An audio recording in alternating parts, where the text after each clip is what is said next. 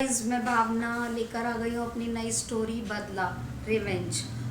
ये कहानी एक पुनर्जन्म की है, मतलब रीटा का पुनर्जन्म होता है। और उसका जो पास्ट लाइफ में क्या था कि उसका एक किसी के साथ कनेक्शन था, यानी कि अफेयर था। और उनका कुछ झगड़ा होता है नैनीताल में, और वो उसको धक्का दे देती है अपने बॉयफ्रेंड को। शादी उनकी नहीं हुई होती तब, तो किसी उसमें ना वो धक्का दे देती है उसको। और फिर बाद में क्या होता है, उसको कुछ समय के बाद उसकी भी डेथ हो जाती है। तो वो जो जिसको उसने धक्का दिया था, वो जो लड़का होता है उसका नाम सुनील होता है। वो जन्म नहीं लेता, उसकी सोल भटक रही थी, बदला लेने के लिए वो भटक रहा था। लेकिन वो जो होता है सुनील, वो उसका तो जन्म नहीं हुआ होता, लेकिन रीटा ने जन्म ले लिया था। रीटा का जो है नेक्स्ट जन्म हो जाता है, पुनर्जन्म। उसका नाम होता है प्रीति। तो अब प्रीति बैंक में जॉब करती है। ये 23-24 साल की लड़की होती है, और ये बैंक में इसकी जॉब लगी होती है। बहुत खुश होती है, और इसको ट्रांसफर, और इसकी 1 ही साल पहले शादी भी हो गई होती है। उसके हस्बैंड का नाम वरुण होता है, और उसके घर में उसकी एक मदर इन लॉ होती है, और उसका हस्बैंड होता है। छोटी सी इनकी फैमिली होती है। तो गाइस, अब क्या होता है कि इतने में वरुण वरुण होटल में जॉब करता था। वो रिसेप्शनिस्ट था, उसका हस्बैंड, और वो बैंक में थी। तो प्रीति बैंक में थी। तो क्या होता है कि एक दिन वो बोलती है कि मेरी ट्रांसफ़र आ गई है, और मेरी ट्रांसफ़र हो रही है नैनीताल। नैनीताल तो अच्छी जगह है, सभी को खुशी होती है वहाँ रहने के लिए। तो वो भी बड़ी एक्साइटेड थी। अब उसे अपने पिछले जन्म का तो कुछ याद नहीं था ना, नैनीताल से क्या उसकी कहानी जुड़ी हुई थी। तो वो बड़ी खुश होती है, कहती है वरुण अब हमारी ट्रांसफ़र नैनीताल हो रही है, हम लोग नैनीताल रहेंगे। तो वो भी कहता है कि लेकिन मेरी तो जॉब अभी यहीं है, मैं अभी सर्च करूँगा उधर साइड किसी होटल में, अगर वहाँ मेरी हो गई तो साथ रहेंगे, नहीं तो अभी भाई तू तेरे को अकेला ही रहना पड़ेगा प्रीति, या तो मम्मी को साथ ले जा लेना। तो वो बोलती कि नहीं, मैं रह लूँगी। तो बोलता है नैनीताल में मेरे मामा जी हैं, उनके गेस्ट हाउस है। तो अभी जैसे तेरा नेक्स्ट वीक तेरे को जाना है, तो तू गेस्ट हाउस में रुक सकती है, उसके बाद फिर मकान ढूंढ लेंगे। तो प्रीति बोलती है कि ठीक है। और वरुण कहता है कि कल ही पैकिंग वैकिंग कर लो, क्योंकि फिर मकान भी ढूंढना है, मामा जी से भी मिलना है। तो हम कल निकलते हैं नैनीताल के लिए।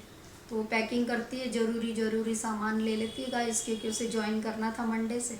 तो संडे को वो निकल पड़ते हैं नैनीताल के लिए। ठीक है, ठीक है।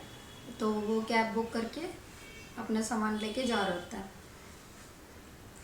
तो मुरादाबाद से नैनीताल तो यही है गाइस कि 1.5-2 घंटा ही लगता, ज़्यादा तो नहीं लगता। 2 घंटा मान लो आप, 2 या 2.5 घंटा उनको लगा होगा नैनीताल पहुँचने में। 2-3 घंटे मान लो लगे होंगे, और वो पहुँच जाते हैं, शाम से के समय पहुँच जाते हैं।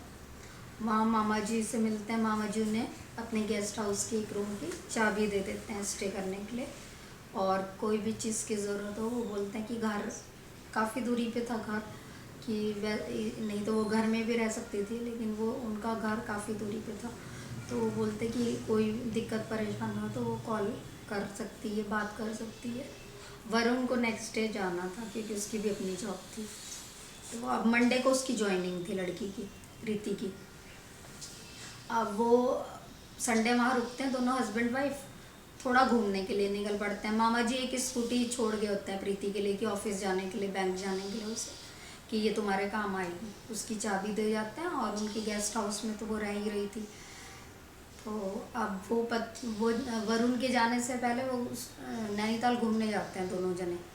और वो उसी पीक जो वहाँ पर एक खाई, और ये उसको सुसाइड पॉइंट बोलते हैं, एक जगह है वहाँ पर, वो वहाँ भी घूमने जाता है। अब उसे थोड़ा सा भाई पिछले जन्म का कुछ वो था, कनेक्शन तो था ही उस जगह से।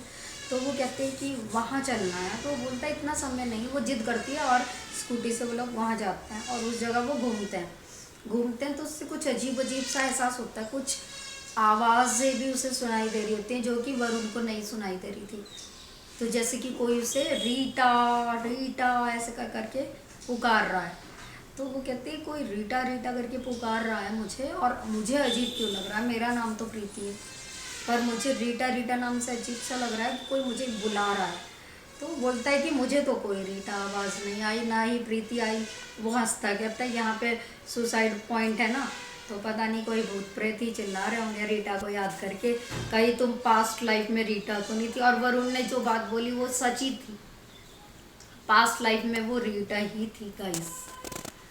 तो गाइस अब क्या होता है, वरुण को तो जाना होता है, फिर वो बोलता है कि चलो अब बहुत लेट हो रहा है, रात होने लग रही है, चलते हैं वापस गेस्ट हाउस। वो गेस्ट हाउस आ जाते हैं संडे को और अपना रात में स्टे करता है। सुबह ही वो निकल पड़ता है, कहाँ के लिए भला, मुरादाबाद के लिए। और वो प्रीति रह जाती है अकेली।